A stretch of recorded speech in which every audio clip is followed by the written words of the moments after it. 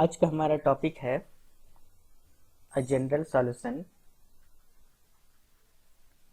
Solution of a simple harmonic motion. Last lecture में हमने देखा था कि अगर कोई इनिशियल कंडीशन दिया हुआ हो तब एसएचएम सिंपल हार्मोनिक मोशन का सॉल्यूशन क्या होता है, ये हमने लास्ट लेक्चर में देखा था। तो आज हम देखते हैं कि अगर इनिशियल कंडीशन ना दिया हुआ हो, हमारा simple harmonic motion at time equal to zero किस पोजीशन पे हो, अगर ये चीज नहीं बताया गया हो, तब हमारे general solution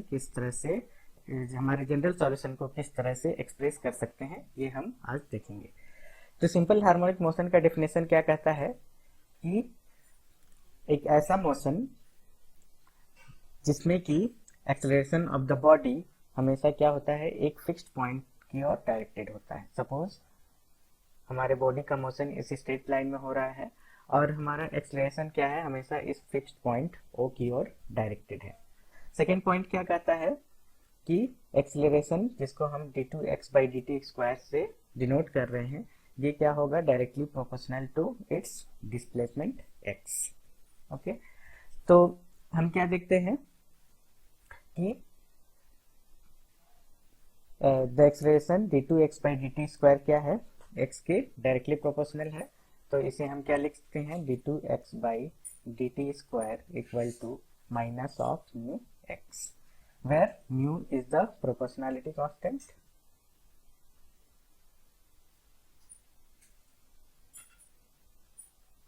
and minus sign is given, minus sign, the negative sign is given because the direction of acceleration and displacement are opposite। Okay, तब हम क्या देखेंगे, इसे सॉल्व करते हैं अब कि इस डिफरेंशियल इक्वेशन का सॉल्यूशन क्या होगा। तो लास्ट लेक्चर की तरह ही हम क्या करेंगे, d2x/dt² plus mu x equal to 0 इसको लिख सकते हैं। अब ये किस तरह का डिफरेंशियल इक्वेशन है, यह डिफरेंशियल इक्वेशन है second order linear differential equation with constant coefficient. तो इसे हम इक्वेशन 1 मान लेते हैं। अब 1 का ऑक्सिलरी इक्वेशन क्या होगा, ऑक्सिलरी इक्वेशन ऑफ 1 हम लोग क्या लिखेंगे, m² plus mu equal to 0। तो इस ऑक्सिलरी इक्वेशन का रूट क्या निकल के आएगा, प्लस माइनस आई। तब हम 1 के सॉल्यूशन को किस तरह से एक्सप्रेस कर सकते हैं, x equal to c1 cos plus minus i root mu. Auxiliary equation का रूट क्या होगा, m equal to plus minus i root mu.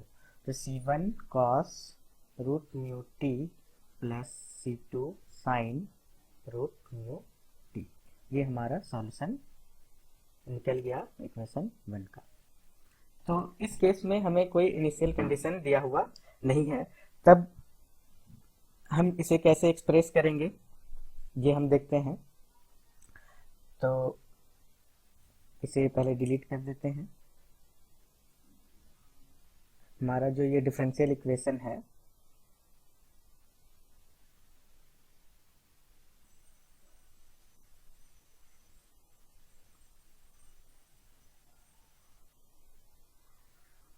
इसे हम यहाँ पे रख देते हैं और बाकी सारी चीजों को डिलीट कर देते हैं। ओके, तो अब हम क्या देखते हैं कि इस इक्वेशन 1 का सॉल्यूशन क्या निकल के आ गया, x equal to c1 cos under root mu t plus c2 sin under root mu t। अब हम इसे क्या कर सकते हैं, अब कुछ सिंप्लीफिकेशन करते हैं। Under root c1² plus c2² से डिवाइड एंड मल्टीप्लाई कर देते हैं। c1² प्लस c2² से डिवाइड और मल्टीप्लाई कर दीजिए इस एक्सप्रेशन को, cos under root mu t plus c2 by under root c1² plus c2² sin t। इस तरह से हम लिख सकते हैं। अब यहाँ पे जो प्लस साइन है उसे हम ऐसे लिख सकते हैं अगर इस प्लस साइन को हम इस तरह से लिखना चाहें, यहाँ पे माइनस दे देते हैं और एक माइनस C2 के साथ लगा देते हैं, तो इस तरह से हम इसे लिख सकते हैं। अब ये under root C1 square plus C2 square को हम कैपिटल A से डिनोट कर लेते हैं। C1 by under root C1 square plus C2 square को हम लिखते हैं कॉस एप्सिलॉन, और minus C2 by under root C1 square plus C2 square को हम लिखते हैं साइन एप्सिलॉन। ओके, तब हमारा क्या आ जाता है यहां से x इक्वल टू a, ये फॉर्मूला में आ जाता है ये cos under root mu t, cos under root mu t plus epsilon.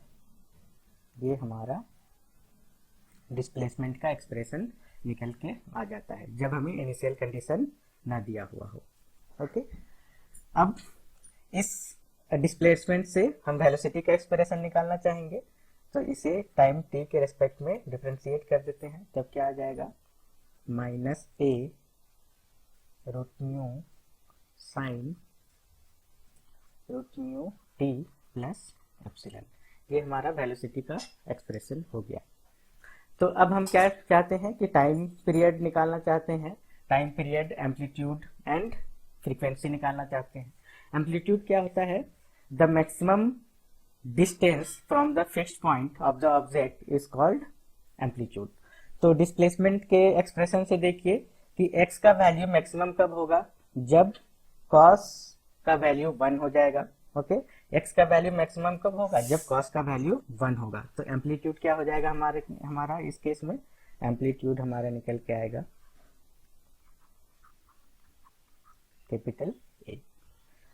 अब हम देखते हैं कि सपोज हमारा इनिशियल कंडीशन दिया हुआ नहीं है। लास्ट लेक्चर में हमने क्या माना था, इस पोजीशन पे को इनिशियल पोजीशन माना था at time t equal to 0, और इस पॉइंट पे dx बाई dt हमारा क्या था, 0 था। ओके, एंड एक्सप्रेशन ओ की ओर डायरेक्टेड था। बट इस केस में ये हमें नहीं बताया गया है कि ए पोजीशन से हमारा सिंपल हार्मोनिक मोशन शुरू हो रहा है। तो इस केस में कोई आर्बिट्रेरी पोजीशन हम सेलेक्ट करते हैं, कोई आर्बिट्रेरी पोजीशन सेलेक्ट कर लीजिए। सपोज किसी पॉइंट टी पे किसी पॉइंट से ये टाइम t इक्वल टू 0 पे ये सिंपल हार्मोनिक मोशन शुरू हो रहा है। ओके, तो अब हम टाइम पीरियड निकालना चाहते हैं, तब यहाँ पे कुछ मुश्किलें आती हैं। पिछले क्लास में या पिछले केस में हमने देखा था ए पॉइंट से 0 पॉइंट को तय करने में लगे समय को 4 से मल्टीप्लाई कर देने पर हमें टाइम पीरियड मिल गया था। ओके, तो हम यहाँ पे एक बार रिपीट करते हैं कि टाइम पीरियड क्या है। टाइम पीरियड है एक complete oscillation. Complete oscillation means last corner से बॉडी मूव करता हुआ O तक जाएगा, फिर O से दूसरे कॉर्नर तक आएगा, फिर रिटर्न O तक जाएगा और फिर A तक जाएगा, तब इसे हम क्या कहते हैं, एक कंप्लीट ऑसिलेशन कहते हैं। तो अब हम अगर टाइम t इक्वल टू 0 पे यहाँ से ये बॉडी मूव कर रहा है, तब हम क्या करेंगे, time taken by the body to move from, इसे p मान लेते हैं। तो कंप्लीट ऑसिलेशन कब होगा हमारा, p से a डैश तक जाएगा, फिर a डैश से o तक जाएगा, फिर o से a जाएगा और फिर a से o, और फिर क्या होगा, ये o से p तक आ जाएगा। तब हम क्या कहेंगे, इसे कंप्लीट ऑसिलेशन कहेंगे। तब हम यहाँ पे क्या देख रहे हैं कि a डैश से o जाने में जो टाइम लगता है, फिर o से a तक जाने में जो टाइम लगता है, ये सेम है हमारा। ओके, फिर p से a डैश, ओके, p से, फिर यहाँ से ये भी देखते हैं कि a से o तक जाने में, a से o तक जाने में सेम टाइम लगता है। और अगर हम इन दोनों टाइम को ऐड कर दें, p से a डैश और o से p तक जाने में जो टाइम लग रहा है, इसे हम ऐड कर दें, तब हमारा क्या हो जाएगा कि ये कोई भी इंटरवल जैसे एस टू ओ या फिर ओ टू ए डैश या फिर ए डैश टू ओ या फिर ओ टू ए, हम अगर टाइम निकाल लेते हैं बॉडी को तय करने में लगा टाइम अगर हम निकाल लेते हैं और 4 से मल्टीप्लाई अगर कर देते हैं, तब हमें क्या मिल जाएगा, कंप्लीट टाइम पीरियड मिल जाएगा, time period of complete oscillation. Okay, तो यहाँ पर टी से ए डैश या फिर सॉरी पी से ए डैश की दूरी में लगा टाइम, पी से ए डैश जाने में लगा टाइम या फिर ओ से पी तक जाने में लगा टाइम, इसे निकालना काफी मुश्किल है। तो हम क्या करते हैं, यहाँ पे वेलोसिटी का यूज करते हैं। ओके, हम ये सारी चीजें लास्ट लेक्चर में जब इनिशियल कंडीशन दिया हुआ था, सारी चीजें बदल जा रही हैं। टाइम t इक्वल टू 0 किसी और पॉइंट पे है, लेकिन एक चीज इसमें फिक्स्ड है, वो क्या है कि ए डैश पोजिशन या फिर ए पोजिशन पे वेलोसिटी हमारा क्या है, 0 है। ठीक है, और ओ पॉइंट पे वेलोसिटी हमारा क्या है, मैक्सिमम है। इस पॉइंट पे वेलोसिटी मैक्सिमम है।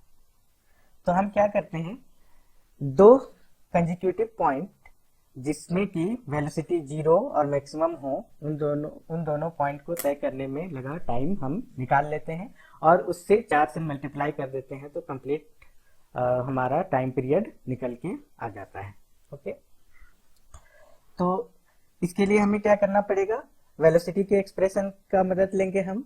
जब वेलोसिटी dx बाई dt 0 कब होगा और dx बाई dt मैक्सिमम कब होगा, तो यहाँ पे हम देखते हैं कि dx बाई dt का वैल्यू 0 कब होगा, जब साइन का जो आर्गुमेंट है ये क्या होगा, 0 होगा या फिर 2 पाई के मल्टीपल में होगा। ओके, जब ये आर्गुमेंट किसके मल्टीपल में होगा, 2 पाई के मल्टीपल में होगा, मतलब म्यू टी प्लस एप्सिलन, इसको हम t1 मान लेते हैं। म्यू t1 प्लस एप्सिलन का वैल्यू जब 2 पाई के मल्टीपल में होगा, तब क्या होगा, वेलोसिटी 0 होगा। ओके, और वेलोसिटी मैक्सिमम कब होगा, जब म्यू, इसे t2 मान लेते हैं, प्लस एप्सिलन, इसका वैल्यू क्या होगा, 2n pi plus pi by 2 होगा, तब हमारा क्या होगा, वेलोसिटी मैक्सिमम होगा। ओके, इसे डिलीट कर देते हैं पहले इन सारी चीजों को।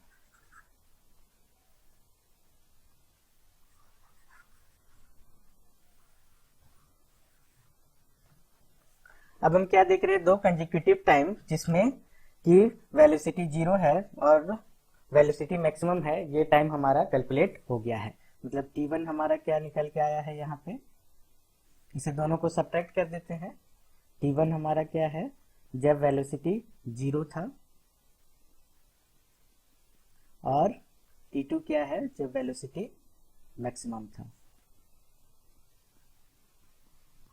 ओके, अब क्या करते हैं, दोनों को सब्ट्रैक्ट कर देते हैं, तो यहाँ से क्या निकल के आएगा, t1 minus t2 into under root mu equal to,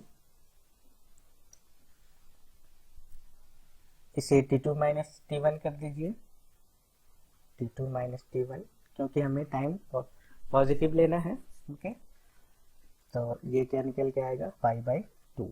तो ये t डैश निकल गया, कहाँ से कहाँ तक, a डैश से o या फिर a से o तक जाने में लगा टाइम हमें निकल गया, t dash equal to pi by 2।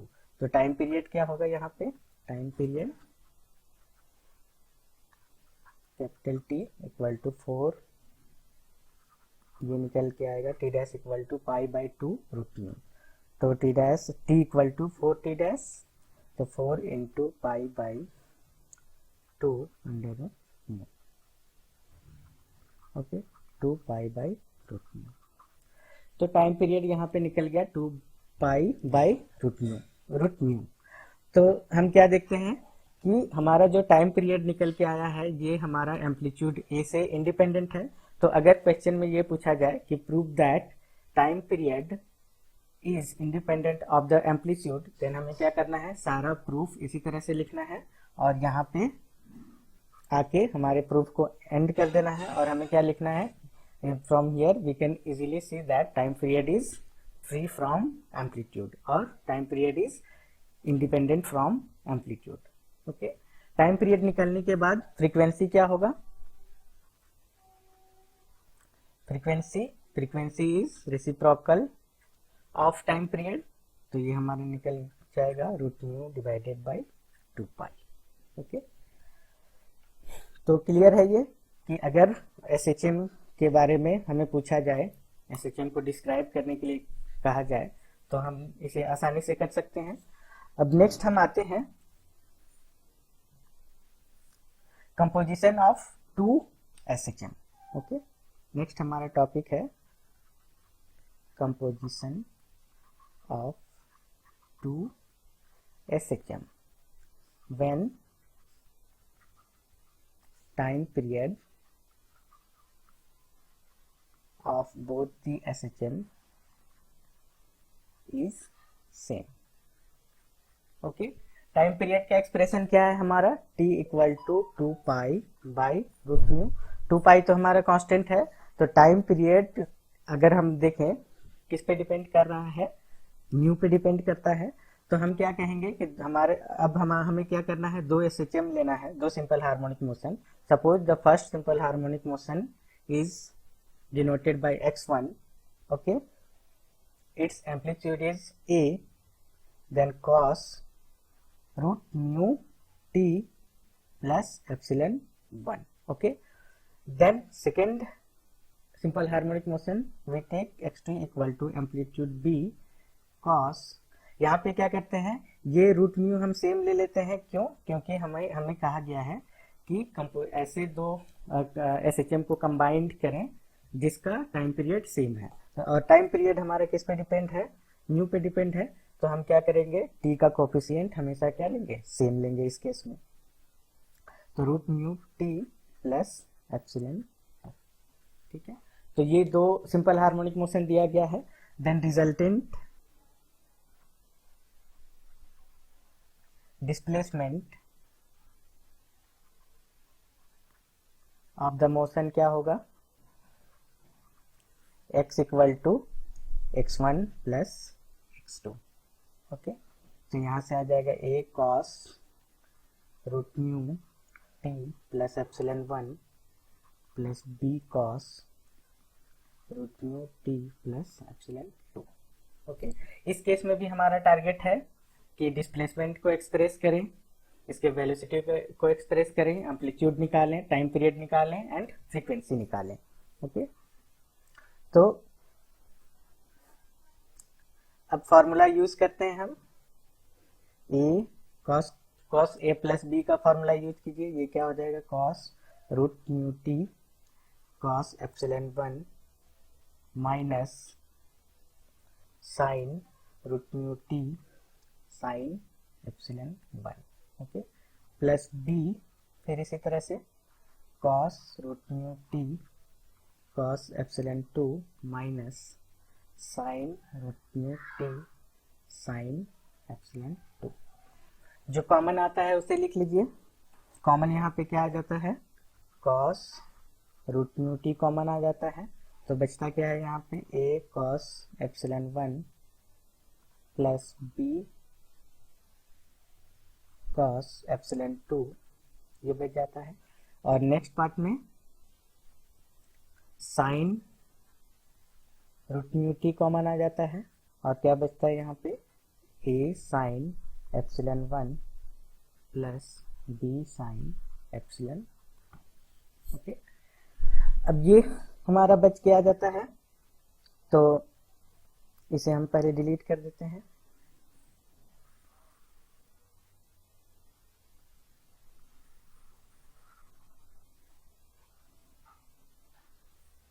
ओके, तो ये हमारा आ जाता है।